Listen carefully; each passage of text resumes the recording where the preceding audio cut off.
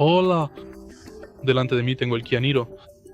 En este vídeo te mostraré cómo activar el limitador de velocidad.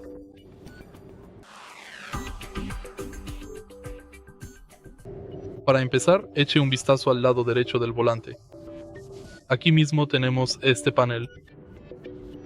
En primer lugar, presione el botón de modo 2 veces para activar el limitador de velocidad. Puedes ver que el limitador de velocidad está habilitado mediante este icono aquí. Ahora presione el botón Establecer. Para empezar, se puede ver que el límite de velocidad está establecido en 30 km por hora. Para aumentarlo, presione el botón más. Para disminuirlo, presione menos. Para desactivar el limitador de velocidad, presione nuevamente el botón de modo. Si este video te ha resultado útil, por favor dale like, comenta y suscríbete.